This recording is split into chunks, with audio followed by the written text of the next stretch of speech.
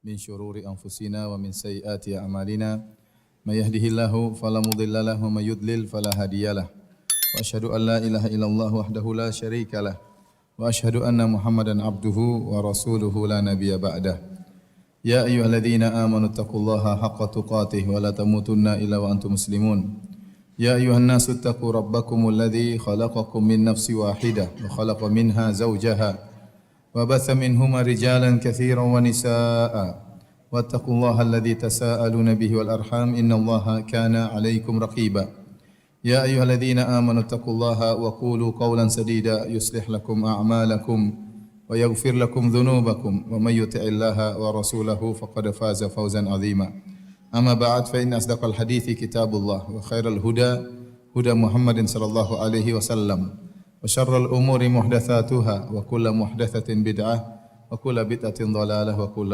ضلالة في النار. Hadirin dan hadirat yang dirahmati oleh Allah Subhanahu wa taala, Bapak-bapak dan ibu-ibu yang dimuliakan oleh Allah, ikhwani wa akhwati rahimakumullahu jami'an. Alhamdulillah pada kesempatan kali ini kita diberi kesempatan oleh Allah untuk berkumpul, duduk bermajelis dalam rangka menimba ilmu. Semoga pertemuan kita diberkahi oleh Allah Subhanahu wa taala. Salawat dan salam tercurahkan selalu kepada junjungan kita Nabi Muhammad sallallahu alaihi wasallam dan juga kepada keluarganya serta seluruh sahabat beliau tanpa terkecuali. Topik yang akan kita bahas pada kesempatan kali ini adalah kiat-kiat bahagia di zaman now ya. Zaman now ya, zaman sekarang maksudnya ya. Saya tidak bosan lagi untuk mengingatkan ya, bahwasanya dalam syariat kita tidak boleh mencela zaman ya. Kalau kita menyebut zaman now maksudnya zaman sekarang bukan dalam rangka untuk mencela zaman ya.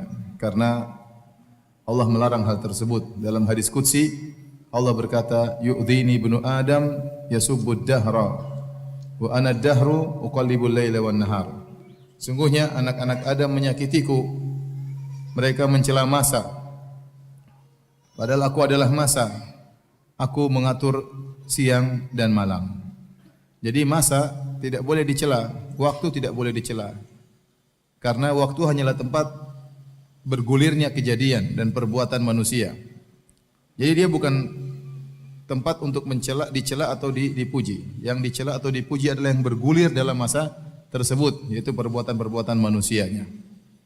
Karenanya tidak boleh kita mencela zaman, tidak boleh mencela waktu karena dia tidak punya andil sama sekali dalam terjadi kerusakan atau kebaikan. Yang menimbulkan kerusakan dan kebaikan adalah pelaku zaman tersebut. Makanya Imam Syafi'i rahimahullah berkata, "Naibuz zamana wal aibu fina. Fama liz zamani aibun siwana." Kata Imam Syafi'i rahimahullah taala, kita mencela zaman ya, padahal aib celaan ada pada diri kita. Tidaklah ada celah pada zaman kecuali pada diri kita sendiri ya. Jadi kita yang tercela bukan zamannya, bukan zamannya. Oleh karenanya tatkala kita mengatakan zaman now bukan maksud kita untuk mencela zaman tersebut, tetapi kita berbicara tentang bagaimana kiat-kiat bisa bahagia di zaman sekarang ini. Kata orang zaman now ya. Ngomong-ngomong istilah zaman now ini kapan munculnya ya? Kayaknya tahun lalu belum ada ya. Tahun lalu belum ada ya. Ya. Hadirin dan hadirat yang dirahmati oleh Allah Subhanahu wa taala. Kebahagiaan adalah cita-cita semua orang ingin bahagia. Ya. Dan dia merupakan topik pembahasan semua orang. Ya. Siapapun kedudukan dia, siapapun orangnya, dimanapun dia berada, semua mencari hal ini, mencari kebahagiaan. Dan terlalu banyak teori yang disampaikan oleh manusia. Ya. Masing-masing punya teori untuk meraih kebahagiaan. Di antara mereka ada yang memandang bahwasanya bahagia adalah dengan harta yang banyak. Maka dia pun menghabiskan waktu dan umurnya untuk mengumpulkan harta. Karena menurut dia orang yang bahagia adalah orang yang memiliki harta. Kalau punya harta bisa apa saja maka dia akan bahagia. Namun kenyataannya tidak semua orang kaya bahagia. Terdapati ada orang kaya bunuh diri ya. Ada orang kaya stres. Ada orang kaya bahkan saking kayanya mungkin gila. Ya, oleh karenanya ternyata orang kaya tidak harus bahagia. Ternyata kebahagiaan tidak berbanding lurus dengan kekayaan. Seandainya kebahagiaan berbanding lurus dengan kekayaan, maka semakin kaya semakin bahagia. Namun kenyataannya tidak demikian. Ya. Ya. Kalau kekayaan merupakan lambang kebahagiaan, maka harusnya Qarun adalah orang yang paling bahagia. Sebagian orang memandang bahwasanya kebahagiaan adalah dengan jabatan, maka dia menghabiskan waktu dan umurnya, bahkan menghabiskan uangnya untuk meraih jabatan. Semakin dia meraih jabatan tinggi, dia merasa dia berada di puncak kebahagiaan. Menurut dia, kebahagiaan berbanding lurus dengan jabatan. Kenyataannya, apakah semua orang pejabat tinggi bahagia? Jawabannya tidak. Jawabannya tidak. Terkadang kita melihat sebagian orang, mungkin dia pejabat yang tinggi. Apakah dia gubernur, apakah dia panglima, apakah dia presiden, apakah dia raja. Terkadang sebagian mereka kita lihat wajah mereka tersenyum, tapi di balik senyuman tersebut kita tahu betapa hal berat yang dia pikul. Ya. Terkadang seorang menyangka dengan menjadi pejabat dia akan bahagia, ternyata ketika dia menjadi pejabat, ya, dia dimaki-maki orang, dicela-cela orang. Ya. Terkadang orang merasa paling bahagia kalau dia bisa perintah orang, orang tunduk sama dia, takut sama dia, berarti dia yang paling bahagia. Ternyata bisa jadi yang disuruh lebih bahagia daripada yang menyuruh. Ya. Ya, bisa jadi supir lebih bahagia daripada majikan. Ya, majikannya pening, banyak urusan perusahaan, urusan ini. Supirnya santai-santai, senyum-senyum, ketawa-ketiwi. Ya. Ternyata kebahagiaan juga bukan pada jabatan. Benar, ini kenyataan. Terkadang saya lihat di foto atau di video atau di mana ya, seorang yang tokoh negara. Kelihatan sekali dia itu stres, kelihatan sekali. Ya, kelihatan, kasihan. Seandainya saya suruh jadi dia, saya enggak bakalan mau. Apa enaknya jadi orang seperti itu?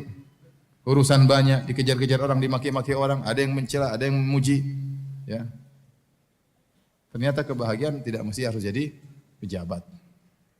Ya, kalau yang paling bahagia, yang paling tinggi jabatannya, maka Fir'aun lah orang yang paling berbahagia karena dia adalah raja. Ya. Taib. Kalau sebagian orang mandang bahwasanya kebahagiaan adalah dengan ketenaran, popularitas, maka dia keluarkan semua dananya, waktu dia kerahkan untuk bisa populer. Ya. Dia merasa itu yang paling membuat dia bahagia. Bahkan sebagian orang terkadang melakukan hal yang aneh-aneh supaya bisa populer. Ya. Mesti misalnya jalan mundur berkilo-kilo. Ya. Itu orang bahagia? Saya rasa enggak. Setengah mati jalan mundur, emang bahagia jalan mundur? Pakai spion kemudian jalan mundur, itu enggak bahagia seperti itu. Ya, tapi dia merasa dengan ketenaran tersebut dia bisa meraih kebahagiaan. Dan banyak orang tenar tidak bahagia. Lihat, sebagian orang, sebagian penyanyi terkenal di puncak-puncak ketenaran dia bunuh diri. Di puncak-puncak ketenaran dia bunuh diri. Ternyata ketenaran tidak menjamin kebahagiaan seseorang. Ya. Coba tanyakan kepada orang-orang terkenal. Enak mana mereka begitu turun dari bandara dikerubung oleh banyak orang. Dia mungkin ada kebanggaan. Tapi akhirnya dia tidak bahagia. Ya. Tersibukkan dengan banyak orang mengurus urusannya. Banyak orang ingin tahu urusan dia. Dikejar-kejar oleh wartawan. Ya. Apalagi kalau dikejar-kejar oleh penagih hutang. Dikejar-kejar oleh wartawan aja enggak enak. Emang enak? Enggak enak. Di mana-mana merasa ada yang perhatikan, enggak enak. Apa itu bahagia? Ya, tidak. Itu bukan kebahagiaan. Saya kenal ada seorang terkenal, waktu dia untuk keluarganya paling cuma 5 menit pertama. Begitu masuk mall 5 menit pertama dia sama keluarga, setelah itu diserbu sama orang. Terus apa bahagia seperti itu? Anaknya dia tidak bisa dia perhatikan, istrinya tidak bisa dia perhatikan. 5 menit pertama saja, 10 menit pertama dia bahagia. Setelah itu dikerubung sama orang. Coba kalau sehari-hari seperti itu, apa enak? Enggak enak. Enggak enak. Baik, Ustaz, kalau begitu mau bahagia jangan jadi pejabat. Oh, enggak juga begitu. Ustaz, kalau mau bahagia miskin aja. Enggak juga begitu. Banyak orang miskin juga sengsara tidak bahagia. Maksud saya, kalau mau bahagia tidak syarat harus kaya, tidak syarat harus terkenal, tidak persyaratkan harus menjadi orang top, tidak dipersyaratkan harus menjadi pemimpin pejabat, tidak harus. Semua boleh bahagia. Si miskin boleh bahagia sebagaimana kaya boleh bahagia. Orang tidak ada yang kenal boleh bahagia sebagaimana orang terkenal boleh bahagia. Ya, anak buah boleh bahagia sebagaimana bosnya boleh bahagia. Ya. Dengan syarat beriman kepada Allah Subhanahu wa taala. dengan syarat ya tunduk kepada syariat Allah Subhanahu wa taala. Hadirin hadirat yang dirahmati oleh Allah Subhanahu wa taala. Kalau kita mau bicarakan tentang sebab-sebab kebahagiaan, ya, semuanya berbagai macam. Pertama ini, kedua ini, ketiga ini, keempat ini. Ada yang ulama menulis sampai 33 sebab kebahagiaan, ada yang lebih daripada itu. Semuanya kembali pada masalah iman. Semuanya kembali kepada masalah iman dan menjalankan syariat dengan benar. Dan menjalankan syariat dengan benar. Barang siapa yang beriman dengan iman yang benar, bertauhid dengan tauhid yang benar, menjalankan syariat yang benar, maka dia yang bahagia. Dia yang ini secara umum. Allah Subhanahu wa taala berfirman dalam Al-Qur'an, kata Allah Subhanahu wa taala, "Faman yuridillahu ay yahdiyahu yashrah sadrahu lil Islam. Wa man yurid an yudhillahu yaj'al sadrahu dhayiqan harajan ka'annama yas'adu fis sama'. Kadzalika yaj'alullahu rijsa 'alal ladzina la yu'minun." Surat Al-An'am ayat 125. Surat Al-An'am ayat 125. Allah berfirman, barang siapa yang Allah ingin hidayah baginya, yashrah sadrahu lil Islam. Allah bukakan hatinya, lapangkan dadanya untuk Islam. Ya. Jadi orang semakin dia beriman, semakin Islamnya kuat, dadanya semakin apa? Semakin lapang. Bahagia itu kan tempatnya di hati. Bahagia tempatnya di hati. Bukan yang zahir, tapi tempatnya di hati. Ya. Tempatnya di hati. Ya. Bisa jadi seorang cacat, bisa jadi seorang sakit, tapi dia bahagia. Kenapa? Karena bahagia tempatnya di hati. Apa kata Syekhul Islam Ibnu Taimiyah rahimahullahu taala? Ma yaf'alu a'da'u bi, apa yang diinginkan dilakukan oleh musuh-musuhku kepadaku. Jannati fi sadri, surgaku berada di dadaku. Mereka mau penjarakan saya, surgaku tak saya bawa. Jadi kata Ibnu Taimiyah demikian. Apa yang hendak mereka lakukan terhadap saya?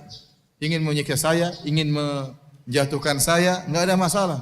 Surgaku berada di mana? Di hatiku. Jadi kebahagiaan itu letaknya di hati. Kata Allah, "Wa man yuridillahu faman yuridillahu an yahdiyahu yashrah sadrahu lil Islam." Barang siapa yang Allah ingin berikan ya hidayah kepadanya, Allah lapangkan dadanya. Maka dia dadanya lapang, dia bahagia, tenang. Wa man yurid an yudhillahu, dan barang siapa yang Allah inginkan dia tersesat, yaj'al sadrahu dhayiqan harajan, maka Allah menjadikan dadanya sempit, sesak. Ka'annama yas'adu fis sama', seakan-akan dia berada menuju naik ke atas langit. Ya. Sebagian ulama menyebutkan ini perumpamaan Allah buat 1400 tahun yang lalu. Ya. Allah sebutkan hal ini. Ini perumpamaan cocok sama orang-orang kafir. Kita lihat orang-orang kafir, seakan-akan mereka di puncak kebahagiaan. Tatkala mereka hidup dengan sesuka mereka, syahwat mereka puaskan sehabis-habisnya, ya. Kemudian mereka melakukan apa yang mereka kehendaki. Seakan-akan mereka hidup dengan kemewahan. Secara zahirnya demikian, tapi belum tentu mereka bahagia, Ya. Seperti orang yang naik di atas gunung. Kalau orang di atas gunung, kita lihat dari bawah, seakan-akan dia di daerah terbuka, bebas. Tapi ternyata dadanya sesak. Kata Allah, ka'annama yas'adu fis sama'. Seperti orang yang naik ke arah langit. Semakin naik ke atas, semakin sulit untuk apa? Bernapas. Yang dari bawah lihat seakan-akan dia dalam kondisi tentram, luas. Ternyata dadanya sesak. Orang-orang kafir juga demikian. Ya. Orang kafir juga demikian. Kita lihat orang kafir, seakan-akan mereka sepuas-puasnya. Dunia mereka pegang. Apakah mereka bahagia? Tidak. Mereka tidak bahagia. Allah berikan kesengsaraan dalam hati mereka. Kata Allah Subhanahu wa taala, "Wa man a'rada 'an dzikri fa inna lahu ma'isyatan dhanka." Barang siapa berpaling dari peringatanku, maka baginya kehidupan yang menyesakkan, kehidupan yang sengsara di dunia itu. Di dunia kehidupannya sengsara. Baik, subhanallah, kita coba antum pergi ke negara-negara kafir, ke Eropa, antum lihat ya. Orang kafir bagaimana kehidupan mereka. Dunia toh isinya ya. Tempat-tempat ibadah mereka kosong. Lonceng dibunyikan teng teng teng, enggak ada yang datang. Kalau orang jauh dari Tuhannya, bagaimana dia mau bahagia? Enggak usah kita bicara tentang orang jauh, kita bicara tentang diri kita. Dulu kita waktu tenggelam dalam maksiat, ada kelezatan kita rasakan, tapi itu bukan kebahagiaan. Orang berzina lezat. Orang memiliki keharaman-keharaman, minum mabuk, teler, ada kelezatan dia rasakan. Morfinis ada kelezatan dia rasakan, tapi tidak ada kebahagiaan, tidak ada kebahagiaan. Orang selingkuh ya dia merasakan kelezatan. Maksiat ada kelezatannya, tidak kita pungkiri, ada kelezatan. Orang berzina, orang selingkuh, orang minum khamar, mungkin macam-macam, ada kelezatan dia rasakan, tapi tidak ada kebahagiaan. Setelah selesai dari maksiat, hatinya kering. Hatinya kering. Hatinya sengsara. Ya. Kita dulu pernah mungkin melakukan kemaksiatan. Kita rasakan hal tersebut. Setelah kita mengenal pengajian, setelah kita mulai baca Quran, setelah kita mulai sholat, baru ada keterangan kebahagiaan yang kita rasakan luar biasa. Yang dulu tidak pernah kita rasakan. Ini baru orang bermaksiat, sengsara hatinya. Bagaimana lagi dengan orang-orang yang kufur kepada Allah, yang musyrikin, apalagi sampai ateis. Bagaimana kehidupan mereka? Mereka lebih sengsara. Ya. Meskipun tampaknya mereka kelihatannya happy-happy, tapi tidak, hati mereka sengsara. Ini yang bilang Allah Subhanahu wa taala. Dan ada yang kita lihat dari kesengsaraan mereka. Saya lihat, kita ke Eropa, lihat. Ada perbedaan mencolok antara kaum muslimin dengan orang-orang kufar. Ya. Meskipun secara ekonomi orang-orang kafir lebih kaya raya. Tetapi saya lihat ya, lihat orang-orang Islam kalau berjalan bawa anak 2, 3 mobil ya. Wanita-wanita berjilbab, naik mobil ada anak-anak. Orang kafir kita lihat enggak ada yang bawa anak-anak, hampir tidak ada. Bawa anjing 1 ekor, 2 ekor. Ini saya cerita kenyataan ya, 1 ekor, 2 ekor ya. Ya. Orang-orang tua di sana, orang-orang tua orang Islam ada yang ini, ada yang orang-orang kafir yang tua jalan sendiri. Jalan sendiri ya. Entah anaknya kemana, entah cucunya kemana. Ya. Betapa bahagianya orang Islam mendapati punya anak banyak, bahagia lihat anak. Apalagi anaknya apa? Berbakti, bahagia luar biasa. Sementara mereka banyak yang tidak mau nikah, tidak ingin punya anak. Kalau sudah punya anak, anaknya juga tidak ngurusin mereka. Kalau anaknya sudah umur 17, 18, pisah. Sudah. Entah ibunya ditengok atau tidak. Kalau sudah tua, ibunya semua jadi dimasukkan dalam rumah jompo. Kalau orang tuanya sakit, terkapar di rumah sakit, nggak ada yang tengok. Kasihan. Kesengsaraan tersendiri. Orang Islam tidak demikian.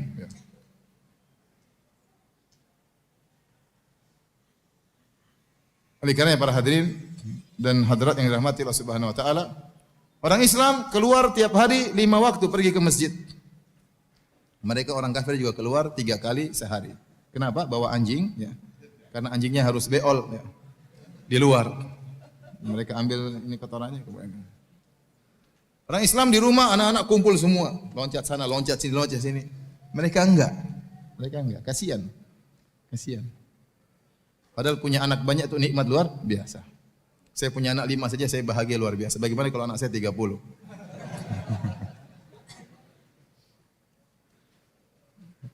Bagaimana orang tua kita lihat cucu-cucunya? Bahagia atau tidak? Bahagia orang tua sampai tidak mau tinggal, maunya sama cucu-cucu. Kebahagiaan luar biasa. Ini orang tua sendirian, saya lihat kasihan banget. Sengsara itu, kesengsaraan. Bagaimana di akhir hayatnya hidup sendirian. Itu orang non muslim begitu. Ya. Jadi antum jangan terpedaya seakan-akan mereka hidup dalam kondisi mewah. Ente pergi ke sebagian negara, antum pergi ke sebagian negara yang coba antum enggak usah jauh-jauh, pergi ke Singapura. Bagaimana kehidupan mereka? Dunia terus tidak berhenti. Kenapa? Biaya hidup mahal. Orang punya rumah besar susah karena rumah mahal-mahal, rumahnya flat-flat kecil-kecil itu. Enak Indonesia rumah murah, luas, mahal, apalagi mau lebih luas tinggal di kampung, jangan tinggal Jakarta ya.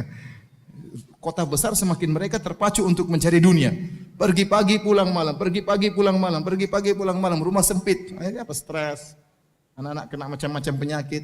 Apa enak? Jadi saya katakan bahwasanya ya, Allah memberikan kebahagiaan bagi orang beriman luar biasa yang tidak pernah dirasakan oleh orang-orang non-muslim. Hidup mereka sengsara meskipun tampaknya mereka happy. Teman-teman yang kerja di sebagian negara kafir cerita, jadi super grab. Jadi ngantar-ngantar mereka. Sampai sering tanya, Ustaz gimana Ustaz? Saya sering bawa grab, orang-orang kafir ini bawa ke bar. Jadi kalau sudah Jumat malam mereka sudah surga mereka. Pergi Jumat malam, teler, pulang sudah kayak hewan sudah. Kayak teler-teler udah apa zina, khamar itu kehidupan mereka, kebahagiaan mereka di situ. Dan saya katakan itu bukan bahagia, itu kelezatan. Benar. Minum khamar lezat, zina itu lezat, tapi itu bukan bahagia. Bahagia tempatnya di hati. Bahagia tidak hilang. Bahagia tidak hilang. Ada pun itu cuma kelezatan jasmani seperti itu. Gonta-ganti pacar, suami istri, suaminya selingkuh, istrinya selingkuh. Sana tidak nikah, punya partner, ya. Coba hidup tidak mau nikah. Banyak di antara mereka enggak mau nikah, partner saja, punya partner, kumpul kebo, ya. Nanti daftar ke mana, ke RT, Pak, ini kebo saya yang baru. Terkadang kebo ini sampai tua, terkadang kebonya setengah jalan diganti kebo yang lain. Dan itu banyak terjadi di sana. Apa kehidupan bahagia seperti ini? Mana kebahagiaan seperti ini? Sehingga banyak di antara mereka yang bunuh diri. Banyak, tidak kuasa. Hati mereka tidak kuat melihat, mendapati sedikit permasalahan, tidak kuat hati mereka. Karena mereka tidak beriman dengan Allah. Tidak beriman dengan takdir. Lemah kekuatan mereka. Iman tidak kuat. Sedikit-sedikit bunuh diri. Sedikit stres, sedikit obat penenang, sedikit-sedikit. Itulah kehidupan mereka. Itulah kehidupan mereka. Jadi antum jangan terpedaya. Lihat orang. Lebih bahagia antum. Ya. Lebih bahagia antum. Ya. Sekali lagi, jadi kalau kita berbicara tentang sebab-sebab kebahagiaan, maka semuanya bermuara pada beriman kepada Allah dan menjalankan syariat Allah Subhanahu wa taala. Semakin kita beriman kepada Allah, semakin menjalankan syariat Allah, maka Allah akan berikan kebahagiaan kepada kita. Tapi kita ingin rinci ya, agar lebih mudah dipahami, apa sih sebab-sebab kebahagiaan tersebut? Yang pertama saya bilang, sebab utama seorang bahagia tatkala dia ikhlaskan ibadahnya karena Allah. Tatkala dia memurnikan tauhidnya, itu orang paling bahagia. Tatkala dia menggantungkan hatinya seluruhnya kepada Allah Subhanahu wa taala. Tatkala dia tawakalnya kepada Allah Subhanahu wa taala. Dia yakin bahwasanya kebahagiaan dia Allah yang menjamin. Dia yakin rezeki dia Allah yang menjamin.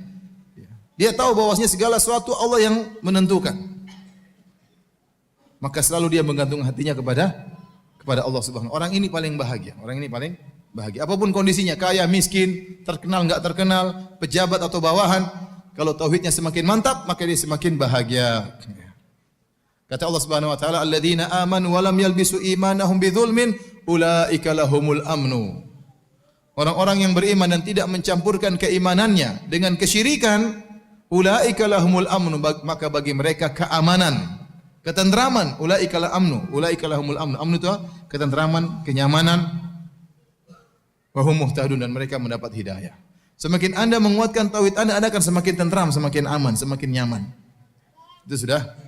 Nah, kita katakan tauhid berbanding lurus dengan kebahagiaan. Sudah jelas itu.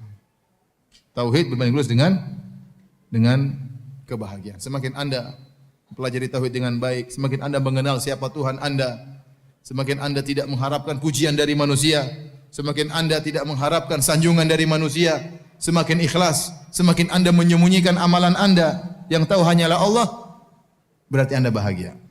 Berarti Anda fokus kepada Allah, Allah akan fokus sama Anda. Allah akan fokus sama Anda. Ya, jadi ini sebab utama bertauhid kepada Allah Subhanahu wa taala. Orang semakin ria, semakin sengsara. Semakin mencari perhatian manusia, semakin disanjung oleh manusia, dia semakin sengsara. Hidupnya dibangun di atas mencari sanjungan dan pengakuan dari orang lain. Orang ini tidak bahagia. Orang ini tidak bahagia. Mau beramal soleh, dia harus pamer terlebih dahulu. Ya. Kasih tahu orang, saya mau begini. Sedang beramal soleh, dia pun liput, kemudian dia masukkan di Facebook agar dikomentari. Kalau tidak ada yang komentari, sakit hatinya. Ya. Jadi, kalau ingin bahagia, orang paling ikhlas itu orang paling bahagia. Maka latih diri Anda untuk ikhlas. Jangan suka ceritakan amalan perbuatan sendiri. Sebisa mungkin kita boleh ceritakan kalau ada maslahatnya untuk motivasi, misalnya untuk ada maslahat enggak apa-apa.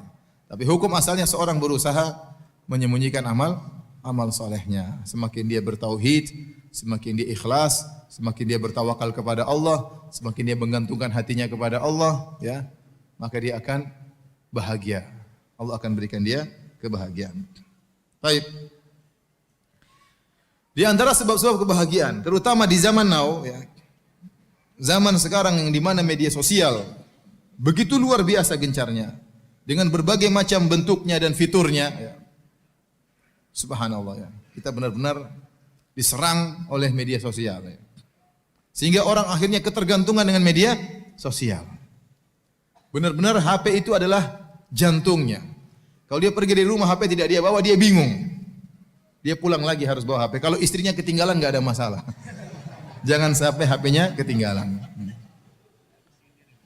Jadi benar-benar seorang terbelenggu dengan media sosial. Ada Facebook, ada Twitter, ada Instagram, ya. Ada apa lagi? Telegram, apa lagi? Telegraph ada tidak? Apa? Coba Facebook terus apa? Instagram terus, Twitter terus, YouTube, WhatsApp jangan, WhatsApp saya juga suka.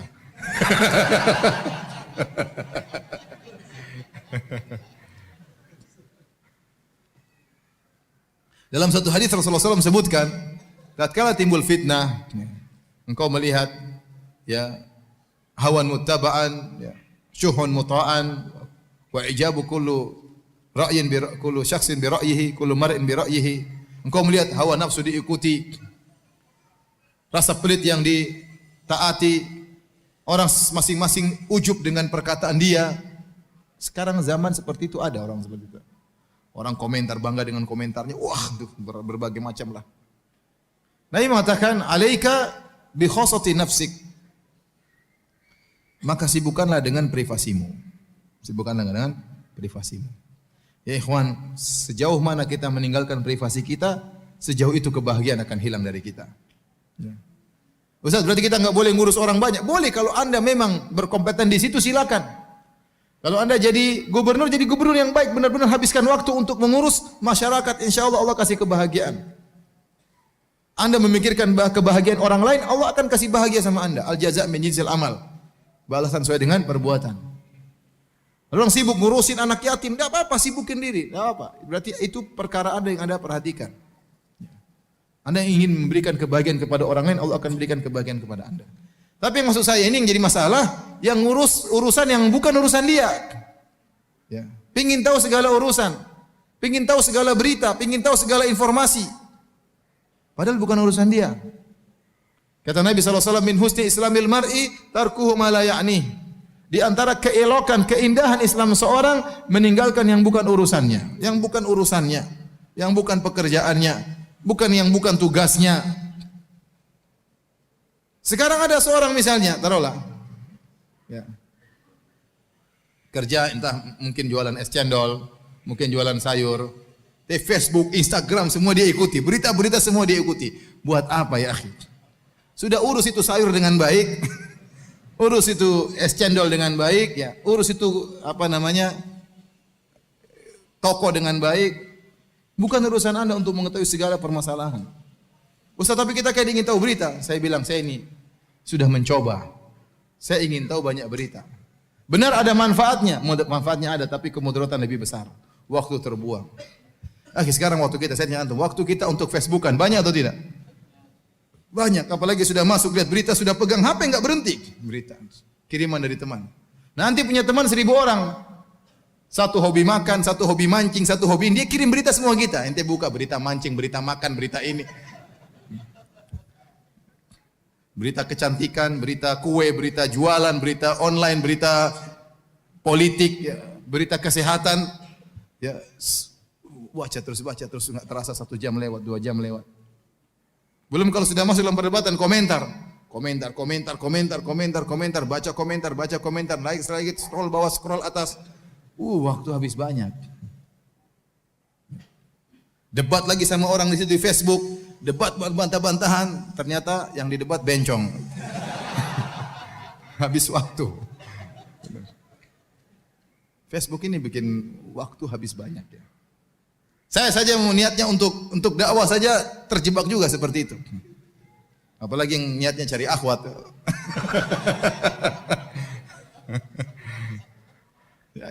Malah waktu kita terbuang. Bagaimana mau bahagia? Ente mau bahagia itu bukan dengan dengar banyak berita. Sebagian orang putar depan TV, berita ini, TV ini, pembunuhan, perampokan, pemerkosaan. Kira-kira bahagia enggak gitu? Kira-kira ente secara logis bahagia enggak orang seperti itu? Ini mas, duduk mas, duduk. Suaminya juga ketakutan. Panggilan aja lagi nonton, semuanya nonton. Gimana? Ya, apa bahagia seperti itu? Ini kan buat hati-hati Ustaz. Benar, saya bilang tadi, bukan berarti nggak ada manfaat, ada manfaatnya. Tapi mudaratnya terlalu besar. Habis waktu dengar berita yang macam-macam, dengar kerusakan, aduh kasihan. Timbul was-was yang berlebih-lebihan, timbul ketakutan yang berlebih-lebihan. Kurang tawakal kepada Allah Subhanahu wa taala. Setelah saya timbang-timbang, saya pikir, sudahlah saya tinggalkan itu semua. Ini saya pribadi saya. Antum mau ikut silakan, enggak juga enggak apa-apa. Akhirnya sudahlah. Facebook saya masih tahan ya.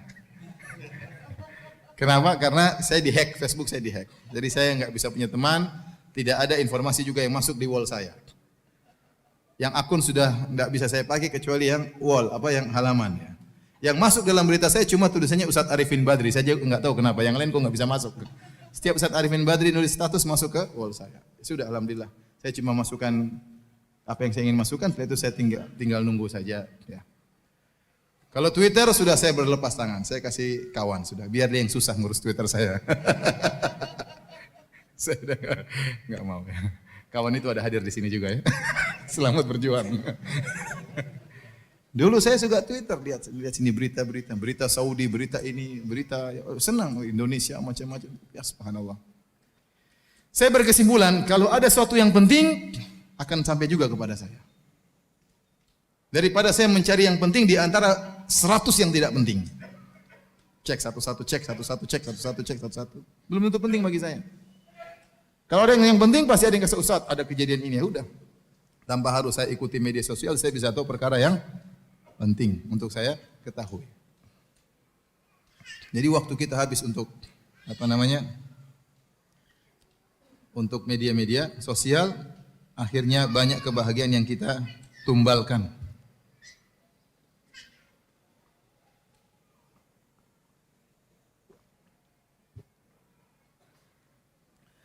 Jadi hadirin dan hadirat yang dirahmati oleh Subhanahu wa taala, waktu untuk Facebook banyak terbuang, untuk Twitter banyak terbuang, untuk WhatsApp juga banyak terbuang. Saya ingatkan kepada para ikhwan, jangan terlalu banyak grup dalam WhatsApp. Bahkan meskipun grup dakwah sampai 20 ngapain banyak-banyak. Cari grup dakwah yang penting yang bisa kita ambil manfaat. Bikin grup ini. Hanya tung tang. Mau bangun tidur meroja WhatsApp, tung sampai ngantuk. Bangun tidur belum lagi baca doa tidur sudah WhatsApp lagi, tung. Subhanallah, habis waktu. Nah, kalau Anda waktu sudah tersisa, sekarang orang punya grup 20, kira-kira sibuk atau tidak? Sibuk, luar biasa sibuk. Grup Rumah Sunnah. Grup apa lagi? Grup kajian 1, grup kajian 2, grup kajian 3, grup DKM 1, grup DKM 2, grup poligami. Apalagi grup poligami. Komentar nggak bisa habis tapi nggak ada praktek, cuma karena kalau dia sudah praktek dia keluar left dari grup. Kalau dia sudah poligami left dari grup, dia punya masalah banyak di rumah. Tahu-tahu ke rumah lebih khusyuk, ke masjid lebih khusyuk, doa lebih mudah nangis. Oleh karena para hadirin Allah Subhanahu wa taala, Anda pun kalau sudah punya WhatsApp jangan banyak grup. Kenapa? Waktu Anda tersisa, habis waktu tersisa, akhirnya apa? Kapan membaca Quran? Kapan mau ngobrol sama istri? Istri WhatsAppan, kita WhatsAppan sendiri. Istri Facebookan, kita Facebookan sendiri. Kapan kita punya usaha sama anak? Anak-anak datang, abi, sebentar. Kasihan anak-anak ya akhi. Kasihan. Kita udah kerja dari pagi sampai sore, pulang anak-anak nunggu. Dia nggak bisa peluk-pelukan, dia bisa nggak pingin naik-naik sama kita, dia pingin ngobrol sama kita. Dia butuh 5 menit untuk kita ngobrol, nggak ada waktu. Waktunya habis buat media sosial yang kurang bermanfaat. Belum lagi kemudaratan yang kita dapatkan di situ. Banyak aurat wanita yang kita lihat di media-media sosial tersebut. Yang kita nggak ingin pun kelihatan, apalagi yang pengen lihat. Terus bagaimana mau bahagia? Maka di antara wasiat Nabi SAW, alaika bi khosatin nafsik. Sibuklah dengan privasimu. Sejauh mana kita sibuk dengan privasi kita, hal yang kalau anda pedagang, sibuk dengan dagang. Urusin dagang, serius. Kalau Anda politikus ya sudah, urus Anda jadi politikus yang baik. Enggak apa-apa, urus banyak, tapi benar jadi politikus karena itu memang pekerjaan Anda. Ya. Anda jadi tukang bekam, tukang pijat, serius. Jangan jadi herbal pakar politik, herbalis pakar politik. Setiap orang datang ngomong politik, sudah ente urusi herbal ente. Enggak usah ngomong masalah yang bukan bidang Anda. Akhirnya setiap orang sekarang wa ijabu kullu mar'in bi ra'yihi. Kata Nabi, ada zaman di mana setiap orang akan bangga dengan pemikiran dia, dengan pendapat dia. Semua orang berkomentar, semua orang beranalisa. Kalau Anda mengikuti analisa semua, Anda stres. Ini analisa bagus juga, ini bagus juga, ini kontradiktif dan sudahlah. Matikan TV, ya, kalau bisa HP dibuang, buang. Matikan semua media sosial, udah. Ente kerja serius, ada waktu baca Quran, ada waktu salat malam, ada waktu salat witir, ada waktu buat istri, ada waktu anak, bahagia ente. Anda bahagia. Anda bahagia. Dan ini saya tekankan, ya. Karena ini sangat penting di zaman now sekarang ini, ya. Zaman now. Media sosial ini merebut kebahagiaan banyak orang. Merebut kebahagiaan banyak orang. Anak semakin Anda kasih gadget, berarti Anda semakin menjauhkan sang anak dari Anda. Istri semakin sibuk dengan Facebook, semakin jauh dari Anda. Anda pun semakin sibuk terjauhkan dari keluarga. Sehingga tidak sempat untuk silaturahmi pada orang tua. Ya. Waktu semua habis untuk media sosial. Ya ikhwan, bukan berarti saya ngelarang, tidak. Ya, tapi hati-hati. Ya. Kalau bisa yang perlu-perlu saja, maka itu yang terbaik. Karena waktu kita akhirnya jadi tumbal. Saya kasihan lihat sebagian orang, apalagi yang kerja di Jakarta, berangkat dari Bekasi ba'da subuh, tengah jalan, saya misalnya kerja, kemudian pulang sampai rumah terkadang jam 9. Tapi jam 9 masih aja main gadget. Ya, subhanallah. Udah berhenti nanti jam 9 tuh waktunya baca Quran, ya, dan yang lainnya. Ketemu istri, ketemu anak-anak, ngobrol dengan anak, ngobrol dengan istri. Baik. Di antara sebab kebahagiaan di zaman now, ya. Ciptakan surga di rumah. Ciptakan surga di rumah. Karena kita waktu banyak di rumah. Saya sering sampaikan kebahagiaan hakiki seorang lelaki adalah kebahagiaan dengan istrinya. Allah mengatakan, dialah yang telah menciptakan manusia dari satu jiwa, kemudian Allah ciptakan istrinya, kata Allah, liyaskuna ilaiha. Agar sang suami tentram dengan istrinya. Wa min ayatihi an khalaqalakum min anfusikum azwajan litaskunu ilaiha. Dan di antara tanda-tanda keagungan Allah, kebesaran Allah, Allah ciptakan istri-istri bagi kalian litaskunu ilaiha, agar kalian tentram dengan istri-istri kalian. Sehingga sebagian ulama mengambil faedah bahwasanya kebahagiaan inti seorang suami adalah dengan istrinya. Kapan seorang bisa bahagia dengan istrinya, itu lelaki yang bahagia. Bagaimana tahu dia bahagia dengan istrinya? Caranya begini, kalau dia pergi keluar rumah pingin pulang, itu berarti sudah benar. Pingin pulang, pingin ketemu istri. Aduh, saya pingin pulang, gelisah, pingin pulang. Berarti dia bahagia. Kenapa? Karena kebahagiaan sesungguhnya seorang suami itu di rumahnya. Berarti suami yang bahagia itu laki-laki yang bahagia. Tapi kalau seorang laki-laki tidak betah di rumah, pingin pergi terus, kemana mas? Aduh, itu berarti dia tidak bahagia. Tidak ada surga di rumahnya. Sebagian orang mencari kebahagiaan dengan teman-temannya, ketemu dengan temannya, ngobrol, ngopi sana pagi saya malam, main golf, main ini, main catur, main macam-macam. Dia tidak bahagia. Kalau dia tidak menemukan kebahagiaan di rumahnya, dia belum bahagia. Itu lelaki sengsara seperti itu. Percuma ente ketawa-ketiwi main golf, pulang diomelin istri. Apa enak? Atau ngomelin istri, apa enaknya seperti itu? Tapi kalau Anda pergi dari rumah, tahu-tahu rindu ingin pulang ke rumah, itu benar, berarti sayang sama istri, berarti ada kebahagiaan. Sampai di rumah ngobrol sama istri asyik, berarti benar. Kalau belum asyik, belum ingin pulang, ada yang salah. Entah istri ente yang salah atau istri Anda yang salah. Ya. Jadi saya bilang ikhwan, suami laki yang bahagia, laki yang menemukan kebahagiaan apa? Di rumahnya. Apalagi rumahnya 4 bahagia semua. Ya. Satu aja sudah bahagia, apalagi rumahnya 4 bahagia semua. Ibu-ibu nanti tersinggung ya. Ini bercanda aja ibu-ibu ya. Baik, ya, jadi ingat hal ini, harus ada waktu buat istri. Sebagian orang mencari kebahagiaan, kesuksesan dunia, dia menjadikan bisnisnya nomor 1, pekerjaannya nomor 1, cita-citanya itu menumbalkan kebahagiaan anak istri. Ini salah. Saya sering sampaikan cerita, saya ketemu dengan seorang kaya, saat kebetulan untuk satu orang kafir. Sering keluar negeri, sini rumah juga rumah di perumahan kaya. Terakhir ngobrol-ngobrol dia bilang ada satu yang hilang dari saya. Saya kurang dekat sama anak-anak sampai sekarang. Anak-anak saya kasih dunia semua, namun tidak ada yang datang jenguk saya, peluk-peluk saya, enggak ada kata dia. Enggak ada. Dia sibuk cari harta, anaknya semua dipenuhi. Setelah besar, anak yang sudah besar semua enggak ada yang dekat sama dia. Dia kehilangan kebahagiaan di situ. Jadi jangan sampai kita mencari harta, ingin cari sukses, cari jabatan, akhirnya kebahagiaan anak istri kita jadi tumbal dan akhirnya kita sendiri yang tidak bahagia. Kita sendiri yang tidak bahagia. Ada satu masa kita lewat, kita tidak rindu ke rumah, berarti perbaiki. Coba, Ustaz kalau ngobrol sama istri enggak enak, coba ciptakan bagaimana ngobrol sama istri yang enak. Ustaz kalau saya ngobrol sama istri saya enggak nyambung-nyambung. Ente turunin level ente. Kalau tahu istri enggak nyambung, jangan bicara yang tinggi-tinggi, bicara rendah-rendah saja. Jangan bicara yang aneh-aneh. Sungguhnya di dunia yang problematika, ngomong bahasa susah gimana istri yang paham. Era ini, era gombalisasi bilang istri enggak paham, sudah enggak usah bicara macam-macam. Turun level Anda, ngobrol sama istri yang nyambung, jadi asik gimana caranya. Pasti ada yang asik. Kalau enggak asik terus, ente yang enggak beres berarti. Ini ciptakan kebahagiaan di rumah. Ciptakan surga di rumah. Bagaimana kita senang ke rumah, bagaimana kita bahagia betah di rumah, ya. Betah di rumah. Kalau kita sudah betah di rumah, sudah senang di rumah, karena kata Nabi SAW, wal yasaka baituk wa kufa alaika lisanak. Kata Nabi, jadikan rumahmu jadi luas. Artinya apa? Betah di rumah. Terutama di zaman fitnah.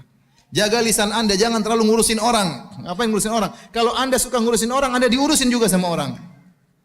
Maka sibuk dengan privasi. Namun manusia itu suka ingin tahu urusan orang. Saya lagi telepon, tahu Ustaz tadi itu si fulan ya? Bukan.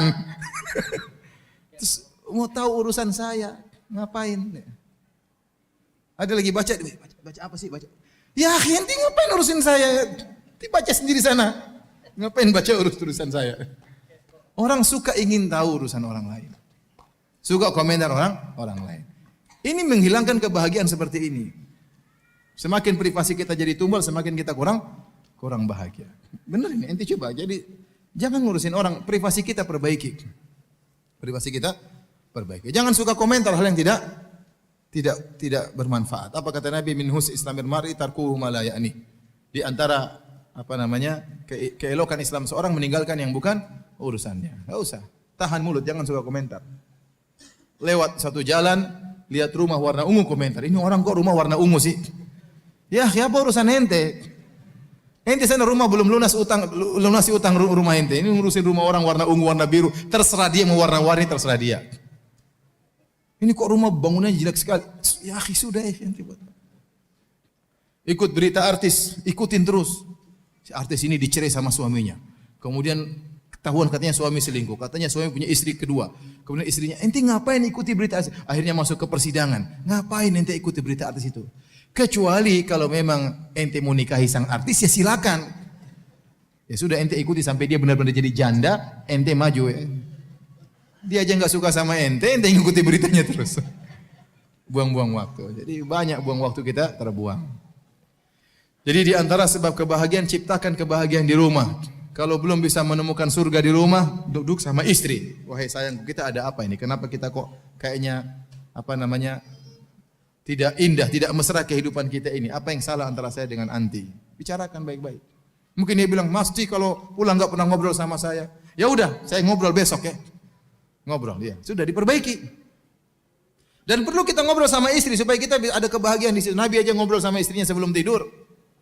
Anda juga kalau pulang ke rumah ngobrol sama istri meskipun 15 menit, meskipun 20 menit. Ya, yang penting ngobrol sama istri. Tapi jangan lama-lama ya.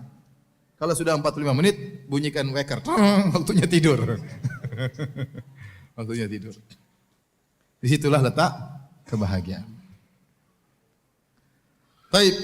Di antara sebab-sebab kebahagiaan adalah melazimi zikir kepada Allah. Melazimi zikir kepada Allah. Kata Allah, alladzina amanu wa tatma'innu qulubuhum bi dzikrillah. Ala bi dzikrillah tatma'innul qulub. Orang-orang yang beriman dan mereka tenang hati-hati mereka dengan mengingat Allah. Ketahuilah dengan mengingat Allah maka hati akan menjadi tenang. Saya katakan bahwasanya kebahagiaan letaknya di mana? Di hati. Kita enggak usah bicara teori kebahagiaan yang panjang lebar. Anda tiap hari baca Quran setengah juz aja, Anda bahagia. Enggak usah bicara teori begini enggak. Ambil Quran, berdoa dengan Allah, baca.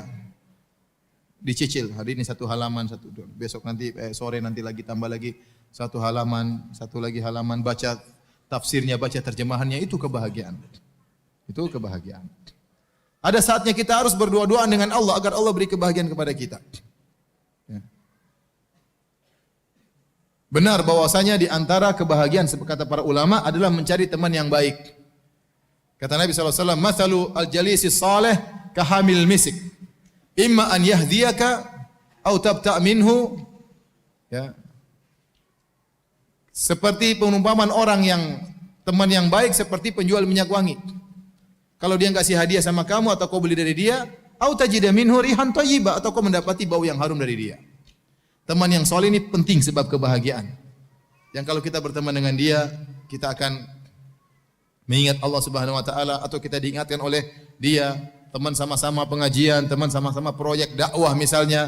Ini teman-teman kita jaga, ini teman-teman yang mendatangkan kebahagiaan. Teman-teman yang tidak berbicara tentang dunia. Kalau teman bicara dunia banyak. Tapi kita butuh teman yang bicara tentang apa? Akhirat. Bicara tentang akhirat. Ini, teman-teman ini perlu. Tetapi bukan berarti kita harus selalu sama dia.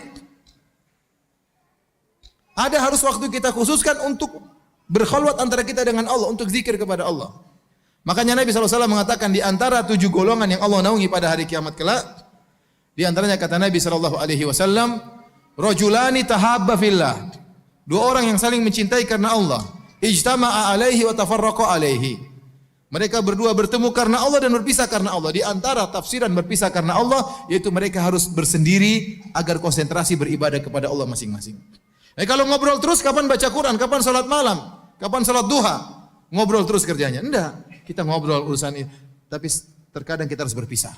Kamu baca Quran, saya juga baca Quran. Kamu salat malam, saya juga salat malam. Jadi harus ada waktu kita berkhalwat dengan Allah Subhanahu wa taala.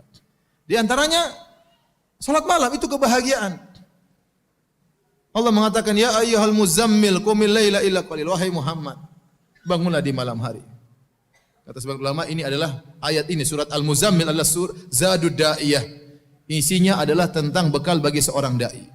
Apalagi Rasulullah SAW di siang hari akan berhadapan dengan berbagai macam permasalahan, malamnya harus charger iman. Caranya salat malam.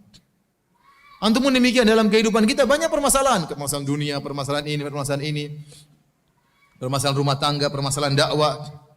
Maka malam hari ente charger, berkhalwat dengan Allah, salat malam. Itu adalah kebahagiaan yang terindah. Tatkala Allah Subhanahu wa taala turun di sepertiga malam yang terakhir kemudian mencari hambanya.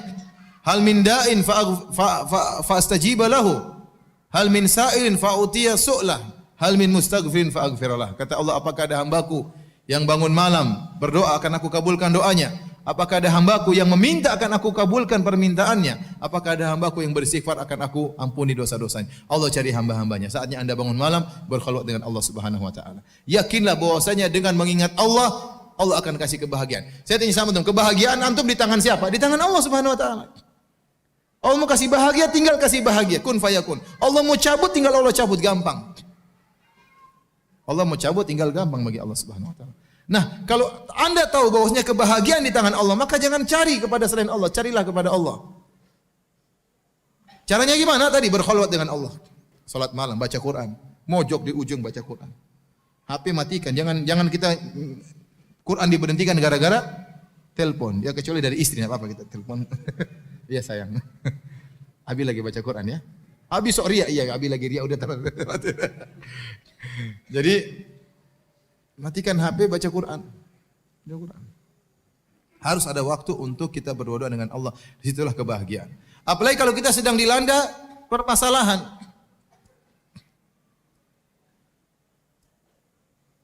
Kata Allah, wasta'inu bis-sabri was-salat. Jadikanlah sabar dan salat sebagai penolong anda. Waktu Nabi dikata-katain oleh kaum musyrikin dengan tuduhan yang macam-macam, Nabi sebagai manusia dadanya juga sesak, diomong-omongin macam-macam. Kata Allah, wa laqad na'lamu annaka yadhiqu sadruka bima yaqulun.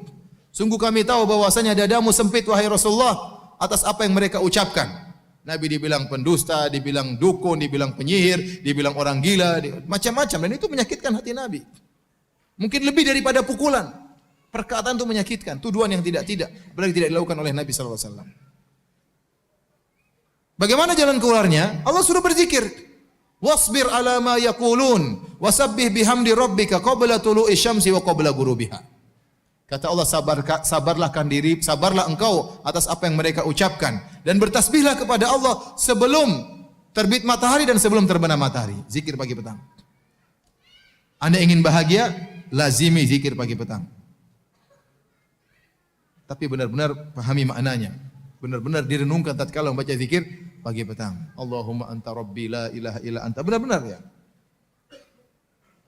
Bagaimana pernah saya ceramahkan di Masjid Al-Ikhlas tentang fikih zikir pagi petang. Berusaha Anda lazimi zikir pagi petang. Jangan lupa setiap hari salat duha. Itulah kebahagiaan. Tidak usah teori banyak. Salat malam, salat duha, zikir pagi petang, baca Quran, selesai. Sisanya ada waktu bersedekah, sisa adanya waktu berbakti sama orang tua. Tapi rutin harian itu tadi. Kebahagiaan Anda melangkahkan kaki menuju masjid, salat berjamaah, itu kebahagiaan. Nah, teori kebahagiaan itu mudah, yang penting Anda praktekkan. Ya, ini diantara kebahagiaan, harus ada waktu untuk berzikir kepada Allah. Kata Allah, fazkuruni azkurkum. Berzikirlah kepadaku, ingatlah aku akan mengingat engkau. Kata Allah Subhanahu Wa Taala. Sungguh bahagia kalau seorang sudah diingat secara khusus oleh Allah Subhanahu Wa Taala. Taib. Ini diantara sebab-sebab kebahagiaan adalah sering berzikir. Dan saya tidak bosan-bosannya juga mengingatkan. Zikir itu ibadah yang sangat mudah. Anda bisa berzikir dalam kondisi berdiri. Anda bisa berzikir dalam kondisi duduk. Anda bisa berzikir dalam kondisi berbaring. Kalau dalam kondisi tidur ya enggak ya. Berbaring bisa berzikir. Subhanallah, alhamdulillah, Allahu akbar. Berdiri, duduk. Orang kalau sudah biasa berzikir, naik mobil dia berzikir. Apalagi kalau dia punya hafalan Quran. Ya. Ada seorang, saya pernah dengar seorang syekh ceramah. Dia wasiatkan kepada para jamaah untuk hafal Quran. Akhirnya ada seorang sudah tua, dia hafal 5 juz. Setelah 2 tahun atau berapa tahun kemudian ketemu syekh itu lagi. Dia bilang, "Syekh, jazakallah khair, Syekh. Kamu dulu ingatkan saya. Sekarang saya punya 5 juz. Berapa banyak waktu saya manfaatkan? Saya pergi ngantar anak baca Quran, pulang baca Quran." Ya. Kenapa? Ada yang dibaca. Ada yang dihafalkan. Kalau orang punya hafal Quran itu hafalan Quran, dia mulutnya bisa jalan terus berzikir kepada Allah Subhanahu wa taala. Ustaz, kalau tidak hafal Quran ya sudah zikir yang lain. Subhanallah, walhamdulillah, wala ilaha illallah, Allahu akbar, wala haula wala quwata illa billah. Astaghfirullah, astaghfirullah, astaghfirullah. Nikmati zikir tersebut. Mungkin pertama berat, lama-lama kita nikmati zikir tersebut. Lama-lama kita nikmati zikir tersebut. Dan ini kebiasaan yang kurang hidup di tanah air kita. Di tanah air kita ini kalau mau zikir ngumpul dulu rame-rame baru zikir. Harusnya enggak harus demikian. Ente jalan sendiri berzikir. Naik motor berzikir, naik mobil berzikir. Kalau ada waktu kosong berzikir. Makanya Syekh Utsaimin rahimahullah berkata, ibadah yang ringan sangat mudah, pahalanya besar, zikir, namun banyak orang tidak melakukan. Banyak orang tidak melakukan. Padahal zikir tersebut mendatangkan ketenangan. Ya, Allah berikan keterangan bagi orang yang banyak berzikir kepada Allah Subhanahu wa taala. Baik.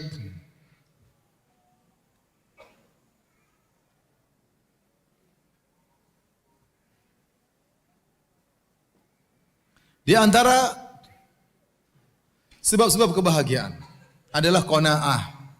Qanaah, ridho dengan pemberian Allah Subhanahu wa taala. Barang siapa yang qanaah maka dia bahagia. Kanz, qanaah itu adalah harta yang luar biasa. Barang siapa yang memilikinya maka dia pasti bahagia. Maka dia pasti bahagia. Bagaimana caranya? Sering melihat ke bawah. Kata Nabi sallallahu alaihi wasallam, "Unzuru ila man asfala minkum wa la tanzuru ila man fawqakum fa innahu ajdaru alla tazdaru nikmatallahi alaikum." Kata Nabi sallallahu alaihi wasallam, lihatlah ke bawah, jangan lihat ke atas. Kalau masalah dunia, lihat ke bawah. Maka itu akan membuatmu tidak meremehkan nikmat Allah yang Allah berikan kepada engkau. Anda qanaah, ajari istri buat qanaah, ajari anak buat qanaah. Anak-anak diajak tuh, lihat orang-orang anak-anak yang kerja, yang tinggal di bawah kolong jembatan, yang rumahnya kecil-kecil, tunjukin biar anak-anak itu tahu bersyukur kepada Allah. Istri pun demikian, ajak ke rumah teman-teman yang mungkin rumahnya agak peot-peot, yang mungkin kotor-kotor, biar istri itu bersyukur udah punya rumah bagus. Tapi kalau Anda bawa istri Anda ke rumah orang kaya, Anda yang sengsara nanti. Kenalan istri orang kaya, bawa tas harganya 600 juta. Saya pernah ditanya, sudah lama berapa tahun lalu, saya ditanya sama jamaah, Ustadz bagaimana hukumnya membeli tas harganya 600 juta, tapi saya sudah bayar zakat, saya sudah bersedekah di tetangga. Saya bilang enggak boleh. 600 juta itu mubazir, tas buat apa? Fungsinya apa 600 juta? Apakah bisa jadi bagasi nyimpan mobil itu tas? Ternyata cuma kecil nyimpan, terus apa fungsinya 600 juta? Tidak sesuai dengan harganya. Tidak sesuai dengan harganya. Subhanallah, ternyata memang ada tas yang mahal. Waktu saya kemarin ke Paris, lihat jam 350 juta, ini jam 350 juta. Ini jam buat apa ini, subhanallah. Ternyata ada tas harganya 1,5 miliar. Itu pun orang rebutan, terkadang ngantri nggak ada barangnya, subhanallah. Nah, kalau istri Anda bergaul sama ibu-ibu hembring, apa hembring ya? Ibu-ibu globalisasi begitu, globalisasi ya. Anda yang tersisa nanti. Anda yang tersiksa. Mas, itu ibu itu bagus sekali. Aduh, sudah kena virus orang kaya. Bilang aja, sayang, suamimu tuh miskin, tidak seperti mereka. Kalau ente mau bahagia, suruh bergaul sama orang miskin, ente bahagia. Istri pulang bersyukur terus, Mas, kamu sayang sekali sama saya, kamu baik. Padahal kita beli barang murahan. Ya. Kenapa? Karena ente buat dia bergaul sama orang miskin. Tapi kalau ente kasih salah pergaulan, bergaul sama orang kaya, waduh, itulah. Itu nasib ente sudah. Jadi kalau mau bahagia, lihat ke bawah, jangan lihat ke atas. Dan saya ingatkan kepada ibu-ibu, ibu-ibu itu kunci qanaah di keluarga. Bapak-bapak sih tidak terlalu sih begitu ya. Ada bapak yang tamak ada, tapi qanaah itu kuncinya di istri. Saya ingatkan kepada ibu-ibu, kalau ibu-ibu qanaah, maka insya Allah bapak juga qanaah. Saya baru kemarin ketemu dengan seorang polisi, Kapolsek apa ini. Aduh Ustaz, istri saya main ke rumah tetangga baru beli kulkas baru, pulang-pulang sayang beli kulkas baru. Aduh kata saya. Kenapa? Karena gaul sama itu tetangga, lihat ada baru mobil baru, pingin juga yang baru. Kalau istri nggak qanaah, suami yang setengah mati. Akhirnya dia terpacu untuk mencari dunia, nggak pernah berhenti. Kenapa? Karena nggak qanaah. Nggak qanaah. Sayang, saya nggak punya uang sayang. Sudahlah mas, utang aja mas. Tawakal sama Allah, insya Allah bisa dibayar. Insya Allah bisa mas, insya Allah bisa. Ya, akhirnya udah utang lagi. Ya. Jadi saya katakan kepada ibu-ibu, kunci qanaah ada pada ibu-ibu. Kalau ibu qanaah, suaminya insya Allah nurut. Kapan kita qanaah, kita bahagia. Kapan kita tidak qanaah, kita sengsara. Waktu terbuang-buang. Allah mengatakan, alhaakumut takatsur hatta zurtumul maqabir. Sungguhnya sifat memperbanyak itu telah membuat kalian lalai. Allah tidak berbicara orang miskin kerja karena kesuap nasi membuat dia lalai. Tidak. Allah berbicara tentang yang berlomba-lomba banyak-banyakan. Maksudnya apa? Sebenarnya dia sudah cukup. Sebenarnya tidak perlu. Tapi karena ingin banyak-banyakan, banyak aset, banyak ini, banyak mobil, banyak rumah, banyak. Akhirnya waktunya habis. Ya, untuk bangun satu rumah saja perlu waktu lama. Setahun mungkin bangun rumah satu. Belum ngontrolnya, belum ini, belum gambarnya. Itu waktu semua. Kalau tidak perlu, rumah ini tidak perlu. Coba kalau kita gunakan baca Quran, ikut pengajian, betapa banyak tabungan kita di akhirat. Kecuali kalau Anda perlu rumah baru, nggak ada masalah. Kalau Anda nggak perlu, ngapain? Hanya memperbanyak aset, ngabisin waktu. Akan memperberat hisab Anda pada hari kiamat kelak. Jadi lihat ke bawah. Terutama antum orang-orang Bekasi, kan tidak semua kaya. Kalau kita bicara di orang kaya, mungkin ya orang-orang yang hidupnya tengah ke bawah harus sering lihat ke bawah lagi ya. Lihat sering ke bawah. Jadi agar kita bersyukur kepada Allah. Kalau masalah dunia Allah suruh lihat ke bawah. Masalah akhirat Allah suruh lihat ke atas, semangat terus. Semangat terus. Dunia lihat ke bawah. Kapan kita lihat ke bawah, kita qanaah, maka kita akan bahagia. Maka sekali-sekali ajak keluarga, ya misalnya tidur di rumah saudara yang susah, paksa, biar dia tahu bagaimana hidup susah itu kayak apa. Ya sekali-sekali kita bawa ke hotel, sekali-sekali kita bawa ke rumah yang susah. Anak-anak pun demikian, terkadang harus susah. Ajarin bahwasanya tidak semua dalam kondisi enak, terkadang susah. Jadi mereka terbiasa untuk qanaah. Ya. Apa kata Imam Syafi'i rahimahullahu taala?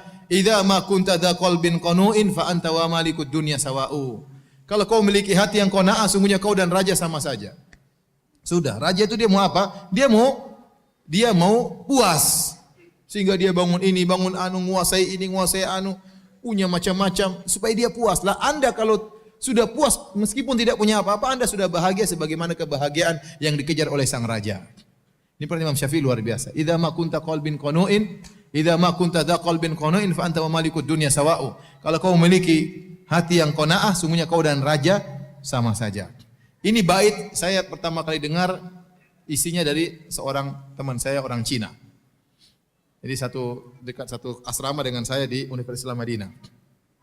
Orang Cina ketemu selalu senyum, salat ke masjid, pulang lagi, senyum, teman-temannya datang, dia masakin semuanya. Saya bilang, Ahmad, ente senyum-senyum terus, Masya Allah. Kenapa? Apa rahasianya? Kata dia, qala Syafi'i, pakai Cina, yang ada Cina-Cinanya. Imam Syafi'i berkata, kalau kau qanaah maka kau sama dengan raja. Masya Allah. Pelajaran berharga ya. Ya.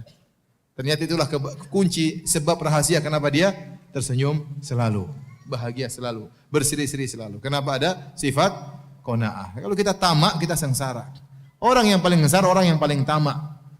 Antum kira orang kaya itu bahagia, terkadang mereka tamak, sudah punya hotel, sudah punya perusahaan, enggak terus hati berpacu, enggak pernah selesai. Kalau diberi kata Nabi sallallahu alaihi wasallam, Lau kana li bini Adam wadiyani min dhahab labtaqo salisan. Kalau anak Adam diberikan 2 lembah emas, dia cari lembah yang ketiga. Sebagian orang kaya seperti itu. Tidak ada titik klimaks yang enggak ada. Ya, tidak ada. Terus mencari. Tidak terasa waktunya habis, terusnya apa? Sudah umur 80 tahun waktunya santai, terus kerja. Sebentar lagi tewas, terus kerja. Sampai tewas akhirnya. Yang dia rasakan cuma sedikit. Ngumpulin rumah banyak yang dia makan cuma sama dengan ente, 1 piring. Apa bedanya dia sama ente? Perutnya mungkin lebih besar perut ente daripada dia. Ya. Dia makan sedikit selesai, takut ini ente makan banyak-banyak. Ente lebih bahagia makan lebih banyak daripada dia.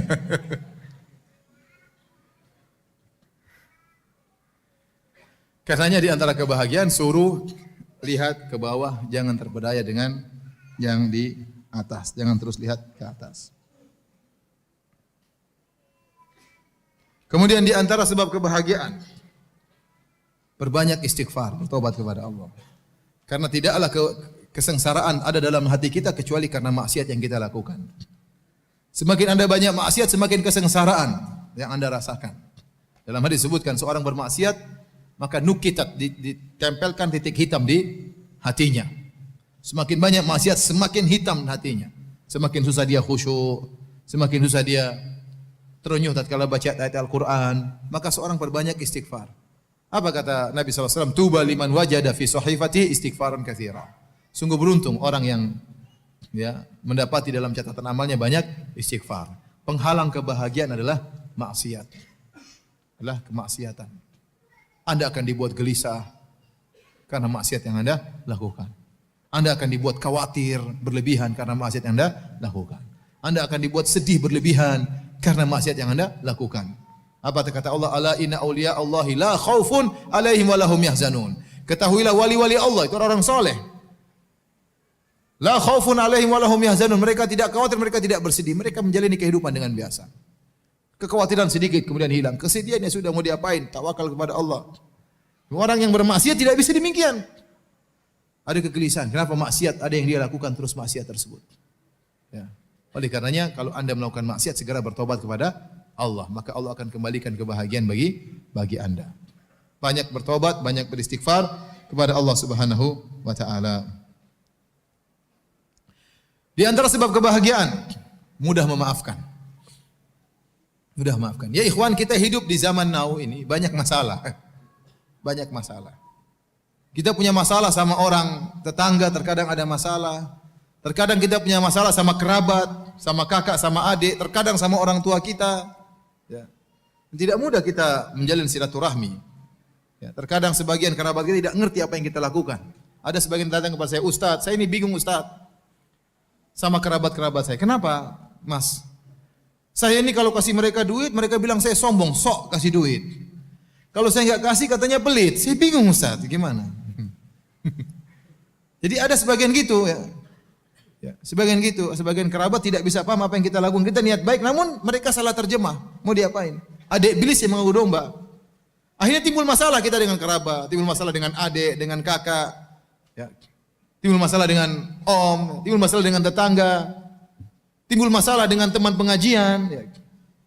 Timbul masalah sama DKM, timbul masalah sama ustadz yang lain. Itu kejadian seperti itu. Hidup ini dengan problematika. Kan memang demikian manusia hidup dengan problematika. Nah, tatkala Anda ingin bahagia, Anda harus punya sifat mudah memaafkan.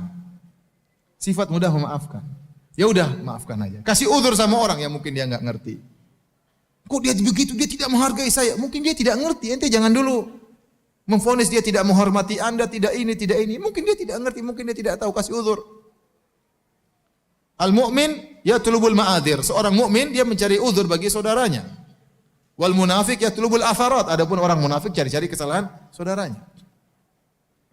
Kalau Anda memiliki sifat mudah memaafkan, Anda akan bahagia. Oleh karenanya para anbiya, para nabi, orang-orang yang berjiwa besar, dada mereka sangat lapang, dimusuhi oleh kaum tapi mereka mudah memaafkan. Jadi mereka hidup bahagia.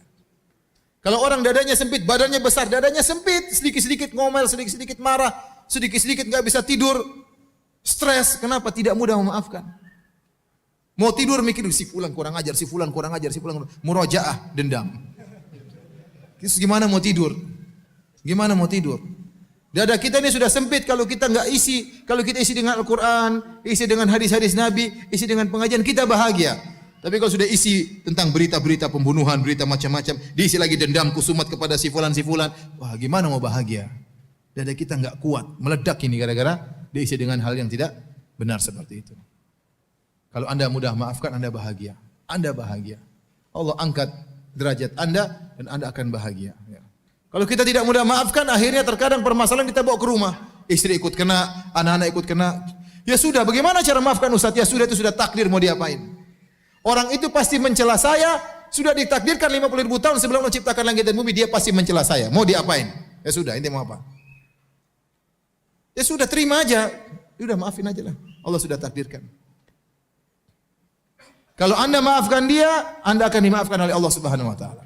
Kita harus nonton lagi. Ya udah, dia mungkin mencela saya karena ada dosa yang pernah saya lakukan. Dan benar.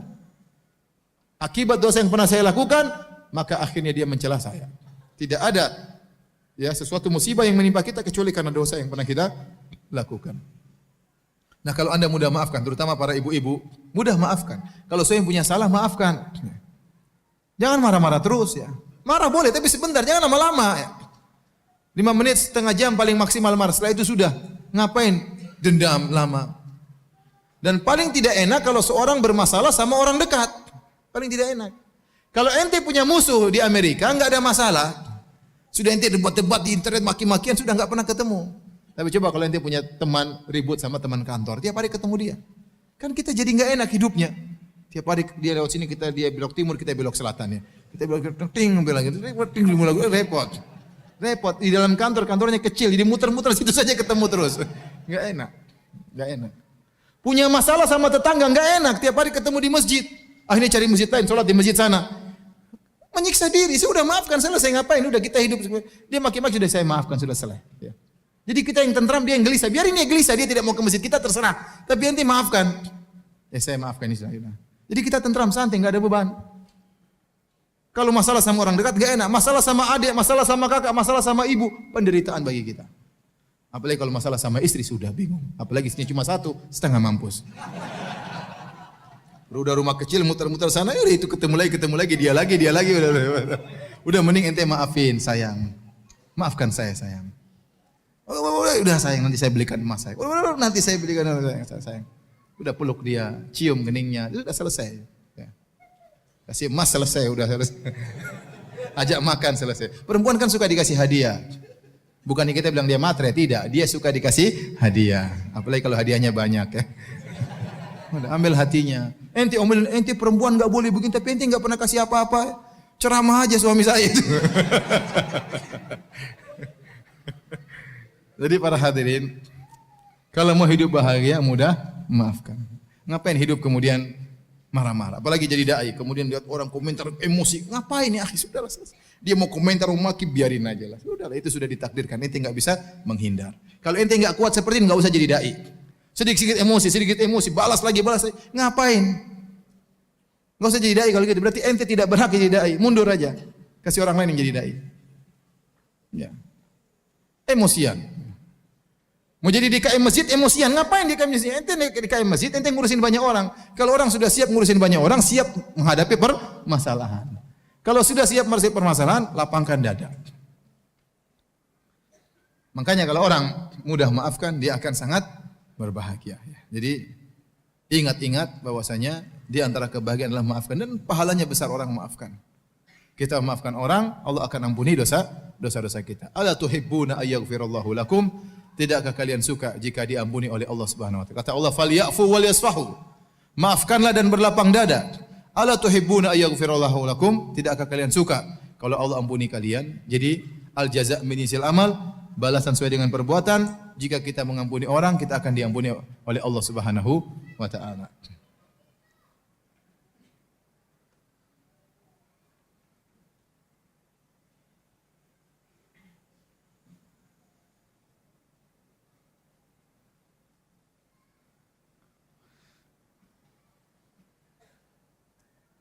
Baik, yang terakhir sebelum kita buka tanya jawab, ya.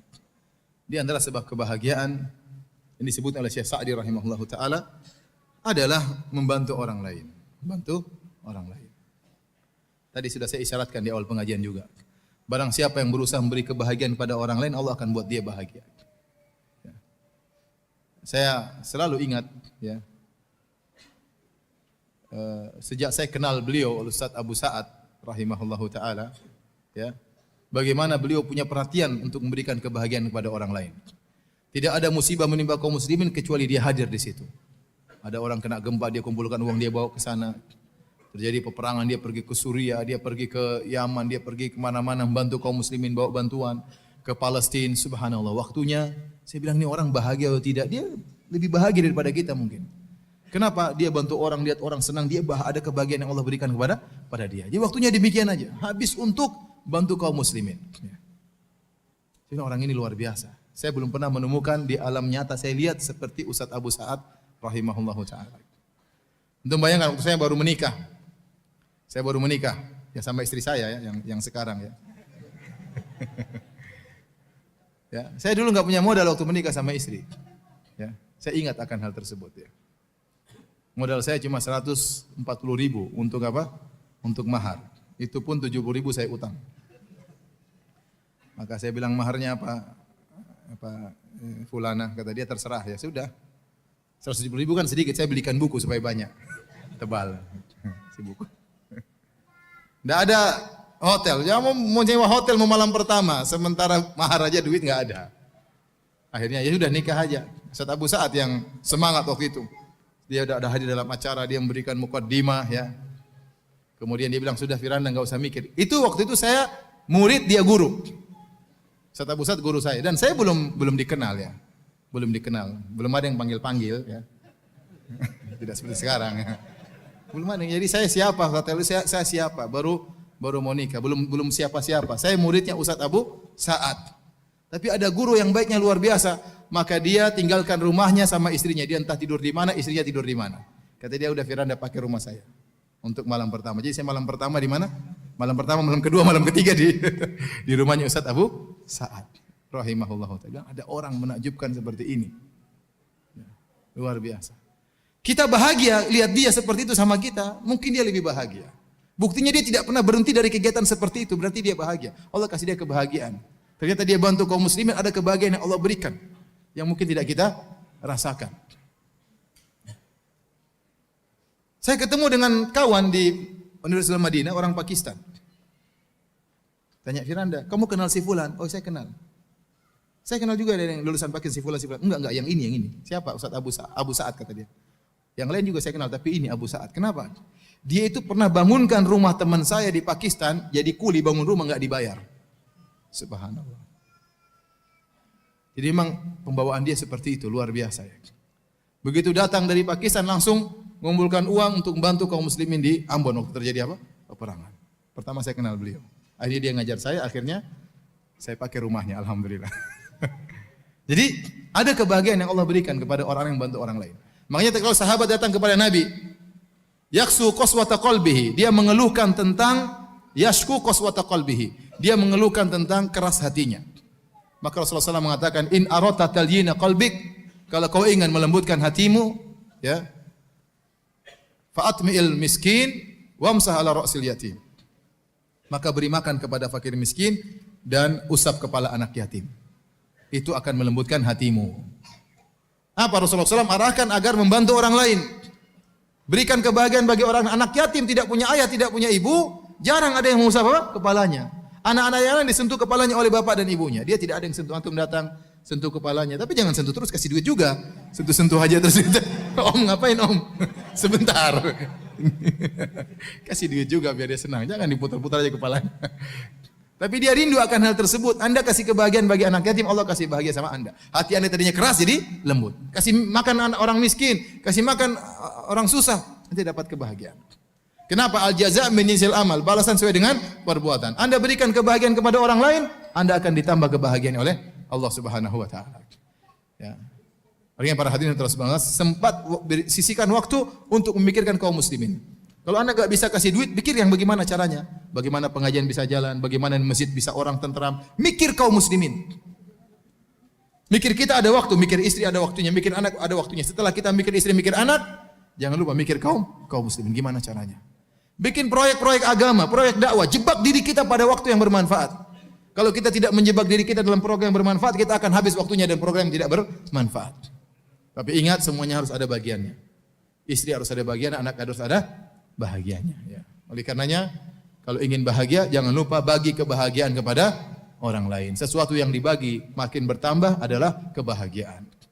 Kita bagi kebahagiaan, Allah akan tambahkan kebahagiaan kita. Ya. Tentunya masih banyak sebab-sebab kebahagiaan, disebut oleh para ulama sampai puluhan. Tapi saya rasa itu di antara perkara-perkara yang penting. Ya. Sebagian pengalaman pribadi yang saya rasakan, ingin saya tularkan kepada para hadirin hadirat sekalian. Semoga Allah Subhanahu wa taala menjadikan kita orang-orang yang berbahagia di dunia, terlebih lagi di akhirat kelak. Demikian wallahu taala alam bisawab. Hadiah ini hadiah. Iya, hadiah mendatangkan kebahagiaan. Hadiahnya lu taruh sini, hadiah taruh sini. Susun. Masya Allah, satu.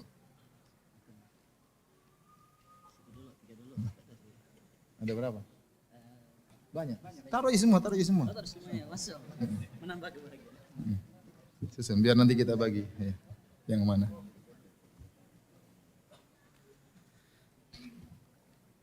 Ini ada anunya, level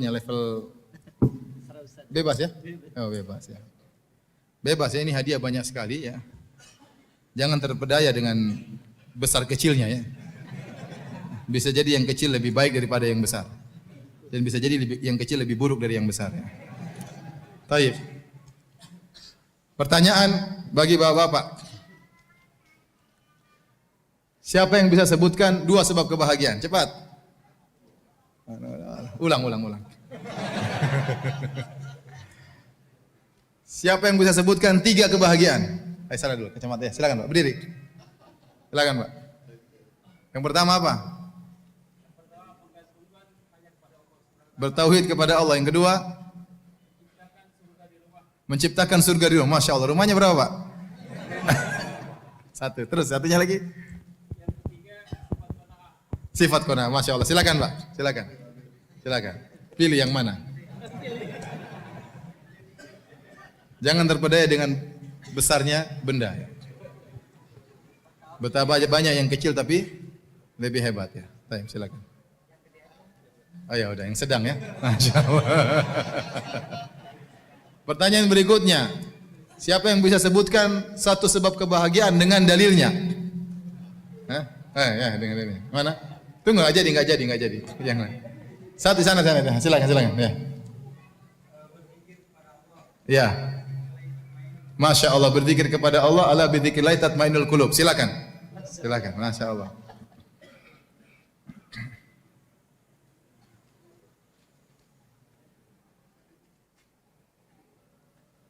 Insyaallah. Silakan. Alaihi wasallam. Yang gede, yang gede. Oh. Ente kena syubhat berarti. Tayyib. Bercanda. Kita lanjutkan ya. Siapa yang bisa sebutkan sebab kebahagiaan yang lain? Dua lagi. Ya, silakan. Berdiri. Bantu orang lain. Terus? Mencari teman yang soleh. Masya Allah, silakan. Jangan kena syubhat ya. Wah, kena syubhat juga. Baik. Apa lagi? Ada sebab yang lain? Angkat tangan. Ya, itu berdiri. Sudah tadi.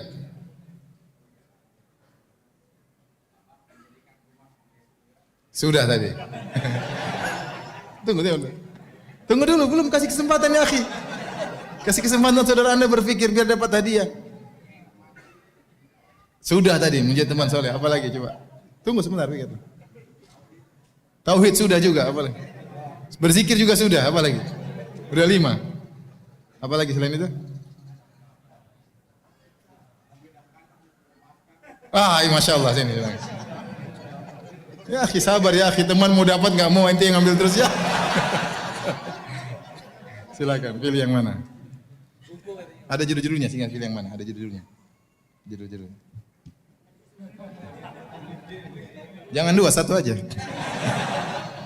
Oke, sip. Baik. Seperti biasa, siapa yang paling datang dari tempat yang paling jauh? Angkat tangan. Yang paling tempat paling jauh. Dari mana? Saya bukan dari mana? Dari mana? Cibarusa. Ada yang lebih jauh dari Cibarusa? Hah? JPL itu lebih jauh kah? Lebih dekat. Dari mana? Dari mana? Dari Kebumen. Saya nggak tanya asal dari mana. Benar, dari Kebumen jauh, tapi maksud saya yang datang pengajian langsung dari temannya Kebumen. Sini, dah apa sini. Saya dari Papua masalahnya. Silakan, fadal.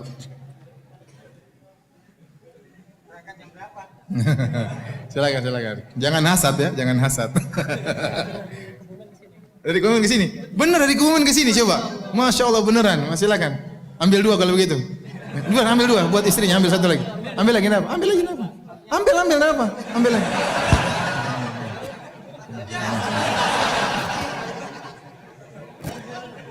Beneran dari Kebumen. Masya Allah. Taib. Yang paling tua, angkat tangan. Yang paling tua. Berapa Pak? Berapa umurnya? 82. Ada yang bisa lewat? Udah, silakan Pak, Mbak. Udah visi, Mbahnya lewat, pindah. Udah jalan, silakan Mbak. Mbak ambil 2 aja Mbak. Ambil 2 Mbak, enggak apa. Silakan. Mbak ambil yang mana terserah. Silakan ambil hadiahnya yang mana. Ya, dua-duanya boleh, ambil 2 Mbak. Iya, boleh 2. Oke ya. Makasih Mbak.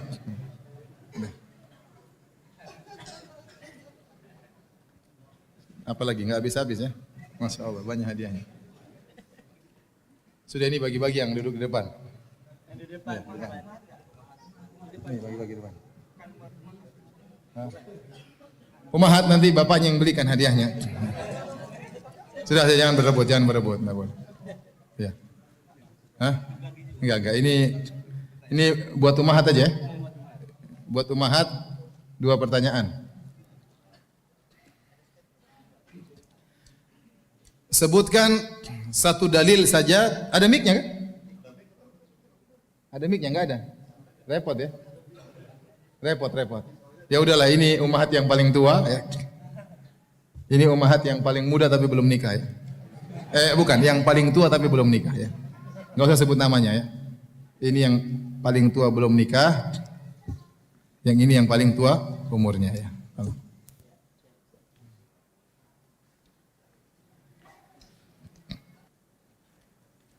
Ada pertanyaan dari pemirsa Ahsan TV. Apakah ketakutan, kegelisahan kekhawatiran itu ujian dari Allah atau tidak? Iya, itu ujian. Itu ujian dan itu musibah. Kalau musibah tersebut kita hadapi dengan tentram, maka akan mengurangi dosa-dosa kita. Akan mengurangi dosa-dosa kita. Segala kegelisahan, kekhawatiran, ya, ketakutan, ini semua musibah. Tapi kita harus hadapi dengan sesuai dengan syar'i. Tidak boleh bersediaan berlebihan, tidak baik. Itu yang diinginkan oleh syaitan. Sehingga akhirnya kita tidak bisa bertindak, tidak bisa beramal, tidak bisa berbuat. Karena kesedihan yang berlebihan, itu tidak boleh. Kekhawatiran juga berlebihan juga tidak boleh. Maka harus kita timbang dengan timbangan syar'i. Saya ikhwan pengguna rokok elektrik. Saya mau tanya hukum rokok elektrik itu apa ya? Saya takut terjebak dalam syubhat. Rokok elektrik itu yang mana? Yang asapnya banyak itu. Itu ada ini enggak? Nikotinnya gitu-gitu ada enggak? Ada. Ada yang enggak boleh lah. Kalau mengganggu kesehatan maka itu tidak boleh. Atau ada rokok herbal. Kalau rokok itu mengganggu kesehatan ya tidak boleh ya.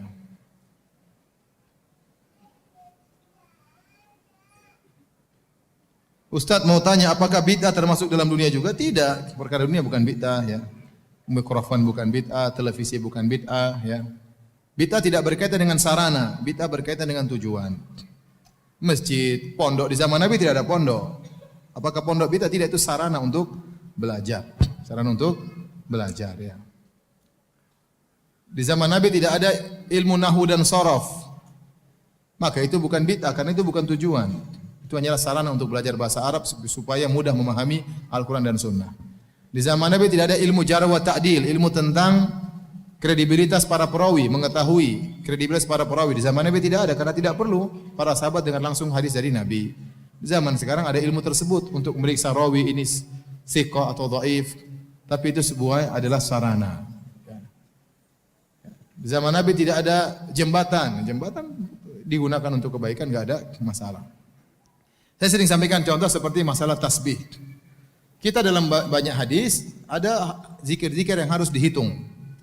Atau seorang bebas yang ingin berzikir berapa kali terserah, mungkin saya hitung hari ini 100 200 lama tidak dia meyakini sesuatu. Ya. Tapi ada zikir-zikir yang perlu hitungan. Nah, kalau orang menggunakan tasbih sebagai alat bantu hitung, maka itu enggak ada masalah. Karena itu hanyalah sarana untuk menghitung. Tapi kalau tasbih tersebut dijadikan ritual, kalau tasbih dengan zikir dengan tasbih lebih besar pahalanya, apalagi tasbihnya sudah diinapkan di kuburan, apalagi tasbihnya terbuat dari kapal kayu Nabi Nuh. Saya pernah ditanya begitu, Ustaz, bagaimana hukum tasbih yang terbuat dari kapal kayu Nabi Nuh? Dari kayunya kapal Nabi Nuh. Ini gimana ini? Sudah kapal Nabi Nuh dirusak lagi dibikin tasbih ya. Tasbih taruh gantungan, jadikan buat apa? Jadi digantungan, dikalungkan. Ada orang seperti itu tasbih jadi kalungkan. Enggak perlu. Itu berarti bukan jadi sebagai sarana lagi. Ya. Lalu tasbih besar-besar begini buat apa? Tasbih kecil yang penting besok bisa buat apa? Hitung. Enggak boleh tasbih panjang sekali.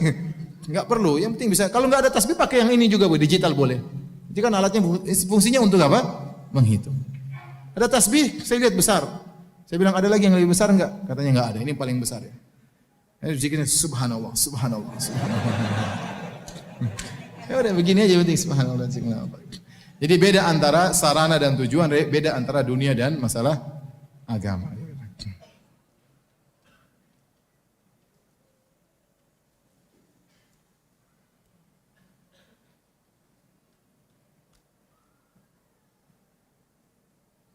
Ana adalah seorang akhwat yang insya Allah akan menikah bulan depan.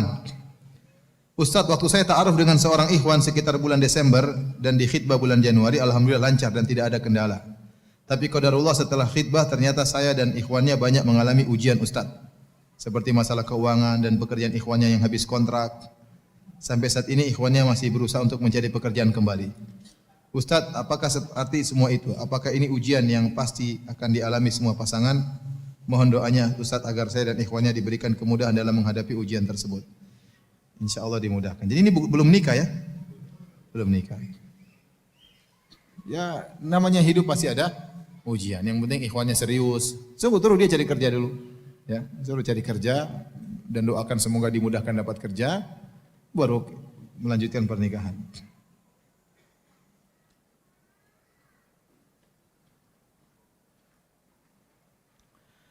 Tapi demikian saja kajian kita para hadirin dan hadirat. Banyak pertanyaan tidak bisa saya jawab karena keterbatasan ilmu. Semoga pertemuan kita diberkahi oleh Allah Subhanahu wa taala dan menjadi pemberat timbangan kebajikan kita di akhirat kelak. Kurang lebihnya saya mohon maaf. Wabillahi taufik. Alhamdulillahirabbil alamin. Assalamualaikum warahmatullahi wabarakatuh.